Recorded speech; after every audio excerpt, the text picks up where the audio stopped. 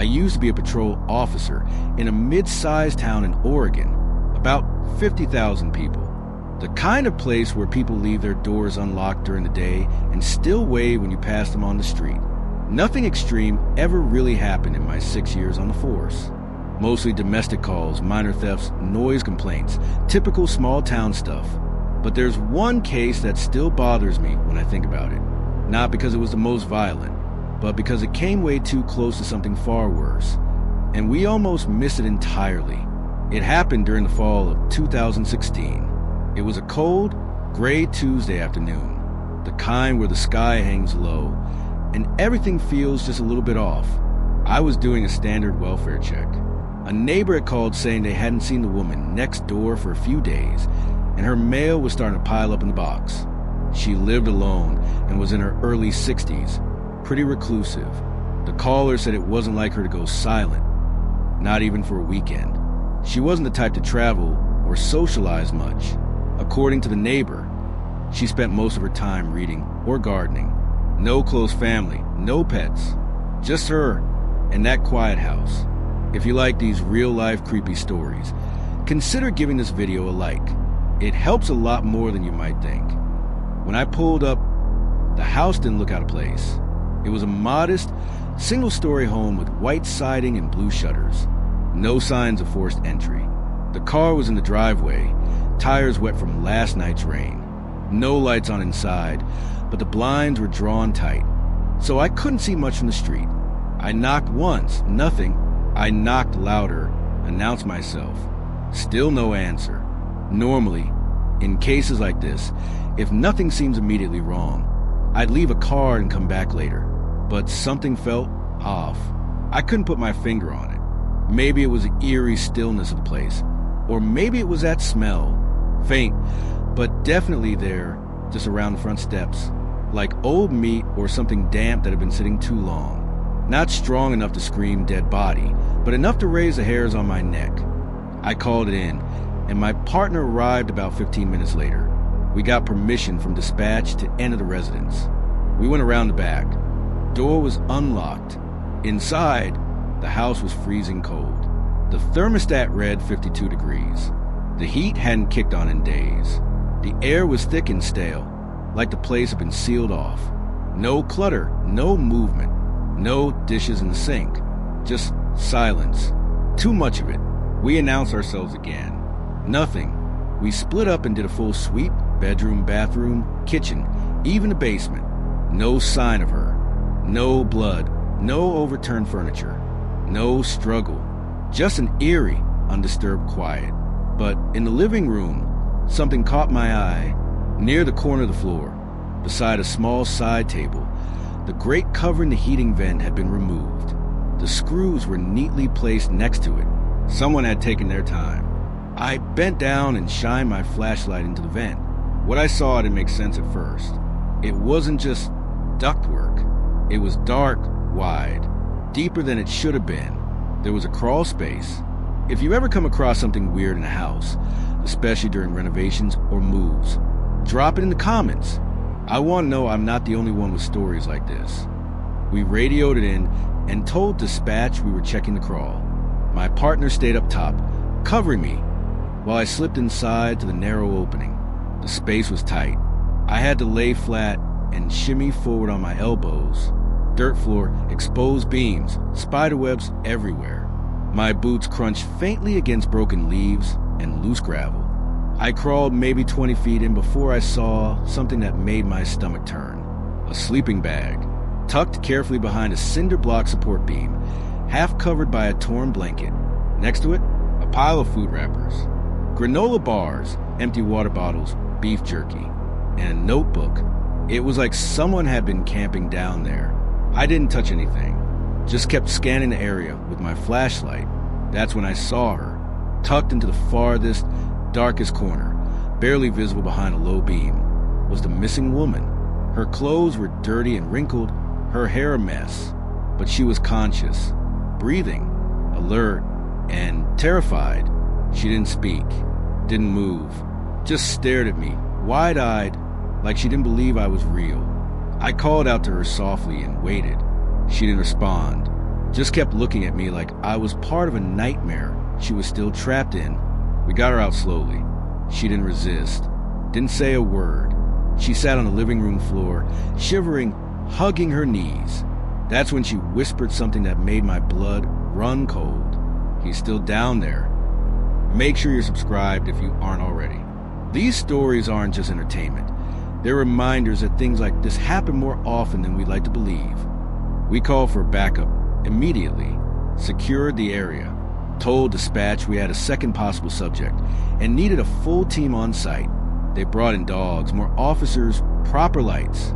The crawl space was searched from corner to corner. They found him about an hour later. A man, mid-30s, average build, dressed head to toe in black, was curled behind a plastic tarp near one of the concrete supports. A hunting knife was tucked into his boot. He didn't move, didn't resist. Just looked at us as they pulled him out. He wasn't a random drifter. He was her former handyman. Months earlier, she'd let him in to fix a leaking pipe in her bathroom. That's when he must have copied her key. Started coming back at night, taking food, watching her sleep. He'd been living in the crawl space for nearly 2 weeks. We later learned she started noticing food going missing, small items out of place. She thought she was losing her mind. One night, she stayed up late to confront him when she heard movement. That's when he grabbed her, told her to keep quiet, threatened her, forced her into the crawl space with him. He didn't tie her up, didn't assault her, just kept her there, watching, studying. That notebook we found, it was full of his observations. What she did every hour of the day, when she showered, what she watched on TV, when she seemed tired enough. He wasn't just squatting, he was preparing. We arrested him without incident. He barely spoke a word during questioning, just stared blankly ahead, like he was somewhere else. But the look in his eyes, he wasn't afraid. He wasn't confused. He was waiting. Like this video if it sent a chill down your spine. And if you're ever home alone, double check your crawl space. Seriously, the woman eventually moved out of town. Last I heard, she was staying with family downstate. I don't blame her. I don't think I could have stayed in that house either. As for me, that call changed how I looked at homes, especially the quiet ones, the ones that look perfectly normal from the outside. Because sometimes the scariest things don't break in through a window. They're already inside, waiting, watching. I worked in a smaller rural department in the Midwest for most of my career, just under 12 years. A lot of long, quiet patrol nights. Most of the time, I'd be the only unit covering 3 or 4 towns between midnight and sunrise. If you've ever worked a shift like that, you know how your mind starts playing tricks on you around 3 or 4 a.m. But this one night, it wasn't just my mind. Something about it never sat right, even after the reports were filed. Something about it still creeps back into my thoughts when I'm driving a dark road alone, or when I see a car sitting empty on a shoulder, and I wonder who's inside, or what. It started simple enough. An August night, maybe 70 degrees. Slight breeze, quiet roads. I just passed a speed trap checkpoint outside of town when dispatch came over the radio. A call from a local gas station clerk. She said someone had been parked in their lot for nearly 45 minutes without getting out. Red Toyota Camry, tinted windows, headlights off. It was around 2:30 in the morning. Not entirely unusual. Sometimes people fall asleep in their cars, especially long-haul drivers or folks trying to sober up. But she said the guy never moved, never leaned the seat back, just sat bolt upright the whole time. No phone light, no movement, just still. If you enjoy these real-life creepy cases, hit that like button. It helps get the video out there and tells me to keep making more. I rolled up about 10 minutes later. The car was exactly where she said.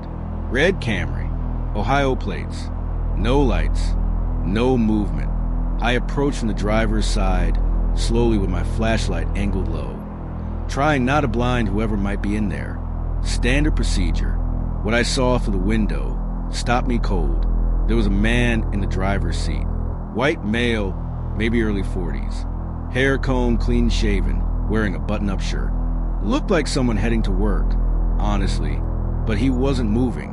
His hands were on the wheel at 10 and 2, perfectly still. His eyes were wide open, staring straight ahead. I tapped the window. Nothing. I called out. Still nothing. That's when I noticed something that still makes my skin crawl. He was breathing, but just barely. Shallow, rhythmic inhales. But his pupils didn't move. His posture never changed. He looked stuck, like he'd frozen mid-thought and never unfroze. I opened the door slowly. The chime from the keys in the ignition didn't even make him blink. I said, "Sir, are you okay? Can you hear me?" He didn't respond. But when I touched his shoulder, he turned his head very slowly toward me. Just a few degrees, not a full turn. His face didn't change. His eyes didn't focus. But his mouth opened slightly, like he wanted to say something and couldn't remember how. There was no emotion in his face, just that blank, wide-eyed stare, like someone had taken a piece of him and never gave it back. I called for backup, and EMS immediately. I didn't know if he was having a seizure, a stroke, or something else entirely. I didn't want to move him until medical got there. Let me know in the comments if you've ever seen someone act completely out of it like this. And don't forget to subscribe for more unsettling stories like this one. Here's where it gets worse. While I was standing near the open door, waiting for help to arrive, I noticed something in the back seat, a file folder. It was open. Papers fanned out like someone had rifled through them recently. On top was a photo, black and white. A woman, looked like a school portrait or work ID. Next to the folder was a small bag. Inside, rope, zip ties, a roll of duct tape. It didn't make sense. The guy didn't look dangerous. He didn't even look awake. I told dispatch what I saw, logged the items, and took a quick photo before EMS arrived. When they did, they checked his vitals. Normal, pulse steady, blood pressure a little low, but nothing dangerous. But his mental state? They said he was non-responsive, though he was clearly conscious. He didn't fight, didn't speak, didn't even flinch. They had to help him out of the car, like he was sleepwalking. His limbs hung loose, his head lolled just slightly. It was like lifting a life-size doll. Back at the station, I reviewed everything. The folder, the photo, the address on the map. Something wasn't adding up. Turns out the woman in the picture had filed a restraining order against him earlier that year. He was her former landlord. She'd moved to another state about 2 months earlier. In the folder was her new address, printed directions, a hand-drawn map. He had clearly been planning something, but no charges were filed. You want to know why? Because he didn't do anything. The car was parked legally. The items in the back weren't illegal to possess. And once he was checked by psych, they claimed he was catatonic due to stress or some kind of dissociative break. He was released after 48 hours. Seriously, if this stuff unnerves you like it does me, hit that like button. It helps more than you know. 2 weeks later, I followed up with a contact in the state where the woman had moved. Just wanted to make sure she was okay. She was fine, but someone had left a red Camry parked at the end of her street for 3 straight nights. When officers approached, it was gone. No plate matches, no witnesses, no evidence. Nothing ever came of it. But I don't think I need to spell it out. Whatever snapped inside that man, it didn't go away. It just waited. I still remember his expression, or lack of one. It was like looking at a shell. Like whatever had been there was hiding deep inside, waiting for the right moment to come back out, waiting for something only he understood. Sometimes, people don't need to shout or lash out to be dangerous. Sometimes they just sit in silence and plan, and the scariest ones, they're the ones who don't say a word. This happened during my 4th year as a patrol officer in a semi-rural county in Oregon. Not the middle of nowhere, but quiet enough that most of our calls were pretty tame. Livestock getting loose, neighbors arguing about property lines, teenagers throwing fireworks in dry fields. You get the picture. But this one call, it still gives me that tight feeling in my chest every time I think about it. It was a Friday night in early fall. The air was crisp, but not cold yet. I remember the leaves were just starting to turn, and the smell of wood smoke was hanging in the air. It was a kind of night where everything feels still, where the silence feels a little too deep. Around 10:15 p.m., dispatch got a call from the janitor at the local elementary school. Guy named Dan, quiet, dependable, former military. He wasn't the type to get rattled easily, but his voice on the radio, you could hear the unease. Said he saw someone out in the field behind the school, just standing there. No flashlight, no phone glow, no movement, just a figure standing alone in the dark. At first, I figured it was a high school kid messing around, maybe waiting for friends, maybe just trying to scare someone. Kids have a weird sense of humor around here, especially in the fall. But I was the closest unit, so I told dispatch I'd check it out. I pulled into the lot a few minutes later. Everything looked normal. Building locked up, all lights off inside. No vehicles except for Dan's old truck. He was waiting inside the front office when I went in, and he pointed through the back window toward the field. Out there, he said, not taking his eyes off it. Haven't seen him move once. The field stretched out behind the school, a large, open space used for recess and soccer games. It was completely dark, surrounded by tree lines on three sides and a chain-link fence at the far end. The only light was the faint glow from a few security lamps on the side of the building. I stepped out with my flashlight and started walking the perimeter of the field. At first, I didn't see anything. Just an empty stretch of grass and distant trees, swaying slightly in the wind. Then my beam caught something, movement, or maybe just the shape of something unnatural. A person, standing about 30 yards from the edge of the woods, just far enough that I could only make out the outline. Completely still, facing the school. I called out, "This is the police. You okay out there?" No response. I moved closer. My flashlight illuminated more of their shape. A tall figure, definitely male, wearing a light gray hoodie and jeans. Hands at his sides. Head slightly tilted like he was listening, but no sign he heard me. Again I called out, "You need help? You lost?" Still nothing. But as I got closer, maybe within 15 feet, I noticed something that set off every alarm in my body. It wasn't just that he didn't move. It was the way he didn't move. You spend enough years watching people, you learn to read the small things. The subtle weight shift when someone stands, the twitch when they're startled by a light or a voice. This guy? Nothing. His body was like a statue. His posture never changed. He didn't flinch when the light hit his face. If this kind of story makes your skin crawl, tap that like button. It helps the channel and lets me know you want more. Then I got close enough to see his face, or what should have been his face. At first, I thought his hood was just casting a shadow. But the more I looked, the more I realized something was off. What I could see under the hood wasn't skin. It wasn't a normal mask either. It was too smooth, too flat, like a solid sheet of pale plastic or cloth pulled tightly over where his face should have been. No contours, no eyes, no mouth, just blank. I froze. I didn't draw my weapon, but my hand was on my belt, ready. That's when he took a step toward me. Just one step. No sound, no urgency, like a glitch in a video. Then, without a word, he turned and walked away, right into the tree line behind him. Slow, calm, like he'd done it 100 times. I shouted again, told him to stop, identify himself. No reaction. I radioed for backup and started into the woods at a cautious pace, sweeping my flashlight through the trees. Here's the thing, those woods? Dry leaves, twigs, brush. You can't walk 5 feet without making noise. But this guy? Nothing. It was like he dissolved into the dark. No rustling, no footsteps. Just gone. We searched for over an hour.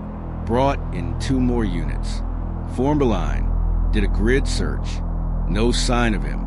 And what really bothered me, no tracks. The ground was soft from recent rain, and we found our footprints just fine. But no others. What we did find, though, was something I never put in the report. Near the base of one of the trees, we found a pile of objects, neatly arranged. A stack of photo school worksheets, 3rd grade math, some spelling quizzes, all written in the same shaky handwriting. Beside them, a pair of children's safety scissors, covered in something dark and tacky. We submitted the evidence for testing. The lab said there were no prints, no blood, officially. Nothing conclusive. It was like someone had planted it, knowing how to avoid leaving traces. Make sure you're subscribed. These are the kinds of stories that get dismissed until they happen in your own backyard. The school installed new floodlights behind the building a few weeks later, bright enough to light up the whole field and edge of the tree line. Didn't help much. Dan, the janitor, he quit the following month. Told me he'd started seeing that same figure again, always around midnight, always standing in the same exact spot, never moving, never speaking. I asked him if he'd ever seen it leave. He just shook his head and said, "I stopped looking before it does." I transferred to another precinct about a year after that. Different town, different cases.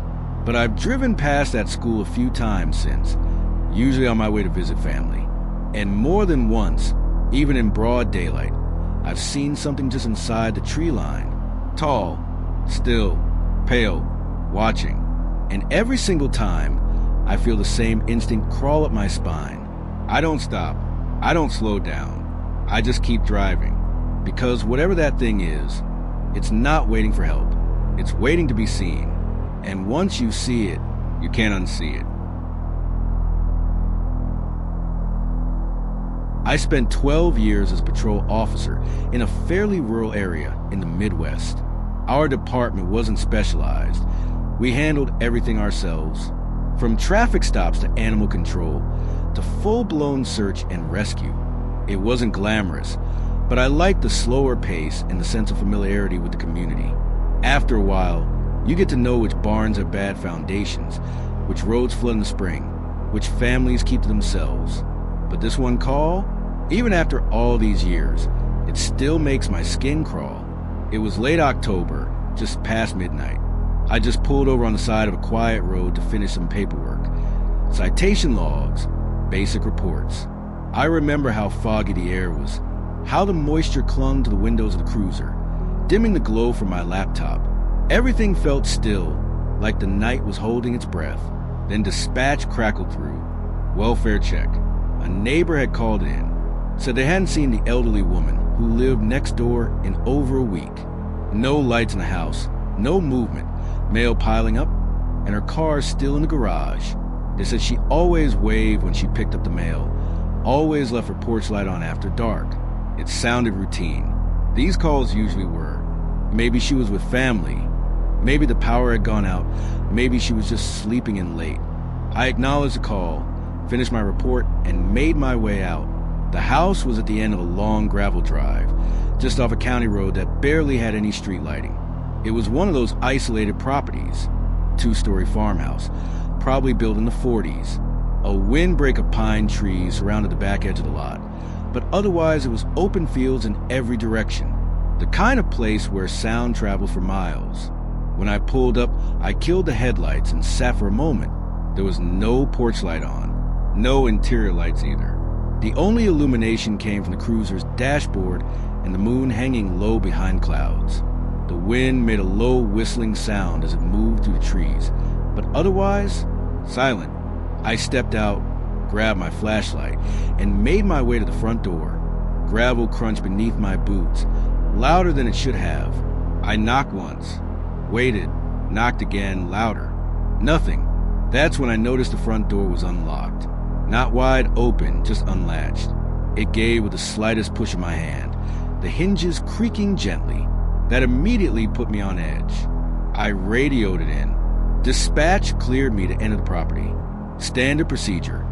Announce presence, conduct a sweep, and look for signs of distress. As soon as I stepped inside, I was hit with a wave of stale air. Not quite the smell of death, but something neglected, closed up, like a place time had forgotten. The first floor was cold. Cold in a way that didn't make sense.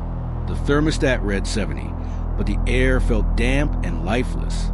Everything was clean, almost too clean. Kitchen counters were bare. No dishes in the sink. Refrigerator was humming, but empty. There were no coffee cups in the sink, no magazines or reading glasses left on the living room side table. It felt staged, like someone had scrubbed the place down, but not with care. more like they wanted to erase something. Then I noticed the phone, an old rotary-style landline, off the hook, coil cord stretched across the floor next to the coffee table, just sitting there like someone had dropped it in the middle of a call. I picked it up and listened, just static on the line. That's when my instincts started kicking in. If you're still watching, hit that like button. These stories are real, and sometimes the things left unsaid are the most terrifying. I headed upstairs. The wood steps creaked under my weight, the kind of house noise that would have felt warm in another context. Now it felt like something holding its breath. I found her in the bedroom, the elderly woman. She was lying in bed, fully dressed, under the covers. Her eyes were closed, her expression calm, peaceful even, but her skin had taken on that unmistakable waxy tone. She'd been dead for days. The coroner later said it was likely natural causes. Heart failure, they thought. She passed in her sleep, quiet, undisturbed. But it wasn't her death that bothered me. It was everything else. While waiting for the medical examiner, I did another sweep of the house. Protocol dictated we check for signs of forced entry, missing items, or evidence of foul play. That led me to the basement. The door to it was shut. When I opened it, a cold draft rolled out, colder than anywhere else in the house. I paused at the top of the steps and listened. Nothing at first. Then I heard it. Movement. Just a shift. A rustle. Like someone shifting their weight. It was faint, but it was there. Police. I called down, my voice sharp. If someone's down here, identify yourself. No response. I clicked on my flashlight and descended slowly, each step groaning under my boots. The concrete basement was unfinished. Exposed beams, insulation, cement floor. I swept the flashlight across the room. It was empty, mostly. In the far corner sat a single wooden chair. It was turned to face the wall, just placed there, deliberately. Beside it sat a small plate, a sandwich, a glass of water, apple slices, still warm. My pulse kicked into overdrive because there had been no food upstairs. No sign the kitchen had been used recently. No crumbs, no smell, nothing in the fridge. Someone had made that plate recently. Someone had been down there, and they weren't anymore. There were no doors, no windows down there, only the stairs behind me. No footprints, no scuff marks, just that chair, that food, and a silence that felt heavy. We brought in a full forensic team later that morning. They found nothing. No fingerprints other than mine and the deceased. No disturbed windows. No signs of forced entry. No alternate exits. The house was sealed tight. Here's where it gets worse. The neighbor who called in, I followed up with her the next day. She was shaken. Said she almost didn't call, but something had been bothering her. She said she saw the old woman in the window. Yesterday, standing in the upstairs bedroom window. Just standing, staring down at the driveway. She waved, but the woman didn't wave back. She said it wasn't like her, that she just stood there, watching. Subscribe if you haven't already. These cases may sound unbelievable, but talk to anyone who's worked nights in law enforcement. Truth is always stranger than fiction. The case was closed as natural causes. No signs of an intruder. No indications of anything criminal. But I still think about that food. I still think about that chair. And about the fact that no one ever figured out how that plate got down there. I don't know who sat in that chair, or how they got in, or worse, if they ever left.